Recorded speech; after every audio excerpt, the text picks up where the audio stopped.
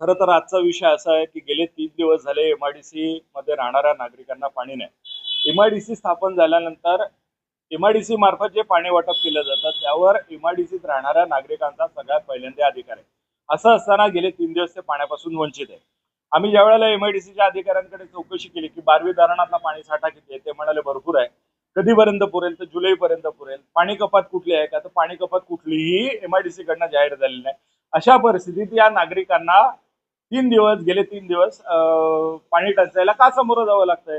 एकतर अगोदरच गॅस सर्वत्र मिळत नाहीये, त्यामुळे जेवण बनवण्याच्या आहेत प्रत्येक गोष्टीची भाववाढ झाली आणि त्याच्यात आता गेले 3 दिवस पाणी नाही. नागरिकांनी जगायचं कसं?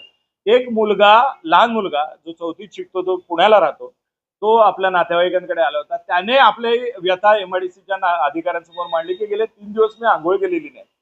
आणि अशा परिस्थितीत गेंड्याच्या कातडीचे जे एमआयडीसीचे अधिकारी आहेत, हे सगळे लोक थातूरमातूर काहीतरी उत्तर देतात आणि वर्षानुवर्ष एमआयडीसी वासियांचा ज्यांच्या हक्काचं हे पाणी आहे त्यांच्या तोंडाला पानं पुसतात. हा सगळा प्रकार ज्या वेळेला तिथल्या नागरिकांच्या संतापाचा उद्रेक आमचे विभागाध्यक्ष श्री संजय चव्हाण यांनी आमच्या कानावरती घातला, त्यावेळेला ताबडतोब महाराष्ट्र नवनिर्माण सेनेतर्फे या नागरिकांच्या सोबत खंबीरपणे उभं राहायचं आम्ही ठरवलं आणि त्यानुसार आज आम्ही जाऊन आम्ही देखील त्या नागरिकांसोबत अधिकाऱ्यांना जाब विचारलाय. ही दरवेळेला असं निदर्शनास येतं की आंदोलन केलं किंवा काही निवेदनं दिली की 5-6 दिवसांकरता पाणी पुरवठा सुरळीत होतो.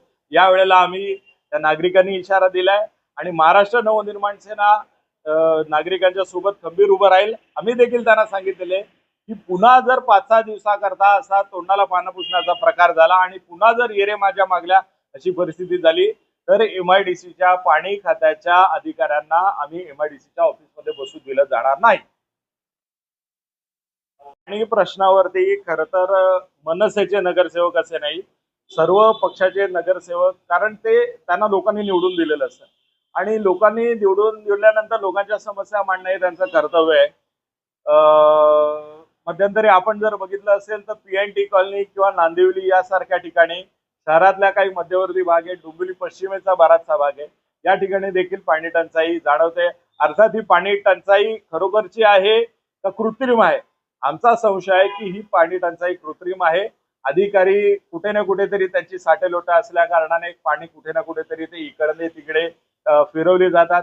अनधिकृत नळ जोडण्यात त्याच्यावरती प्रशासनाकडनं कारवाई होत नाही आणि त्याच्यामुळे जे प्रामाणिक करदाते नागरिक आहेत त्यांना तीव्र पाणी टंचाईला समोर जातात.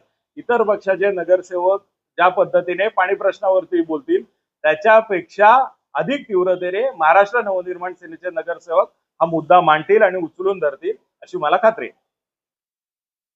वारंवार एक एमआयडीसी विभागात सातत्यपूर्ण काही वेळेसाठी म्हणजे आठवडा, 2 आठवडा या कालावधीत पाणी टंचाई केली जाते, शटडाऊन केलं जातं.